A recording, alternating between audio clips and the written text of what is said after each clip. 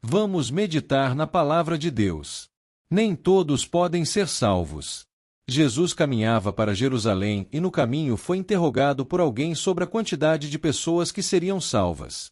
Na verdade, os termos da questão foram: são poucos os que são salvos.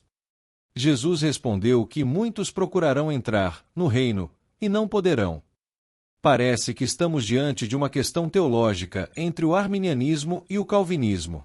João Calvino, de 1509 a 1564, ensinou que havia uma eleição prévia de Deus sobre os que haveriam de ser salvos e os tais eram predestinados à salvação e não poderiam perder a mesma. Já Jacobus Arminius, de 1560 a 1609, refutou a ideia de Calvino e pregou que Jesus morreu por todos e o destino eterno de cada um é definido pelo livre-arbítrio dado por Deus a todos os homens. Na passagem bíblica acima, Lucas 13, 22, 35, o Senhor afirma que nem todos poderão entrar no reino. Será que não poderão entrar porque o desejo de Deus é que nem todos entrem, teologia calvinista, ou porque eles não querem entrar, teologia arminiana? Jesus diz que é porque nem todos querem entrar.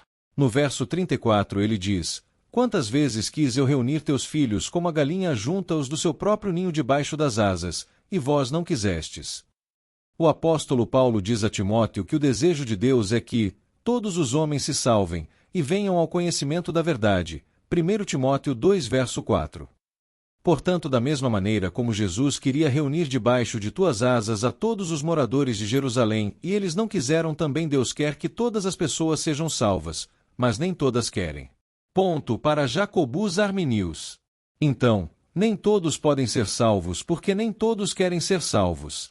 E porque nem todos querem ser salvos se a salvação é gratuita, fruto do amor de Deus, é algo tão bom e necessário.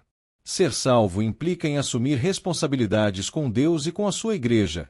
Isso não tem a ver com a salvação, mas é decorrente dela. A primeira responsabilidade é abandonar uma vida de pecado. Jesus disse em resposta à questão original: apartai-vos de mim, vós todos os que praticais a iniquidade. Verso 27.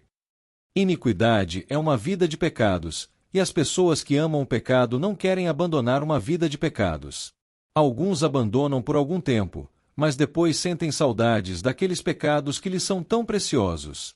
Alguns adoram o adultério e as práticas sexuais pecaminosas, outros não conseguem viver sem os seus vícios, ainda tem aqueles que são adeptos da preguiça, mas todos estão vendidos às paixões pecaminosas da carne, seja qual for a expressão dessas paixões. A segunda responsabilidade é estar reunido com os filhos de Deus. Foi isso que Jesus queria fazer com Jerusalém, versos 34. Mas eles não quiseram. Onde se reúnem os filhos de Deus senão na igreja? Quem é salvo automaticamente é agregado à igreja. Isso significa uma igreja local.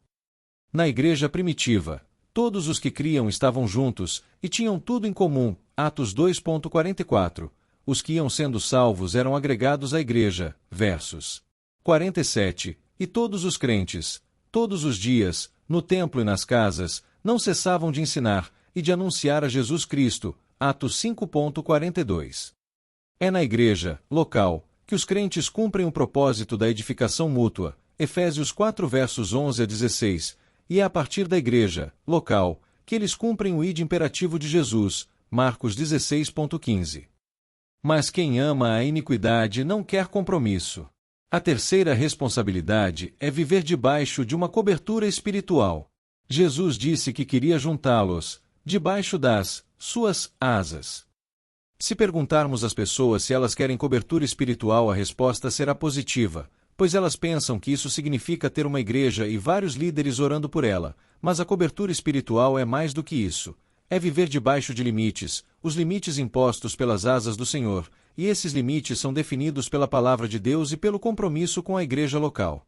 Então, possuir cobertura espiritual é sim ter líderes que intercedem e uma igreja que cerca com amor e proteção, mas esses líderes também ministram a palavra de Deus e essa igreja exige cuidados.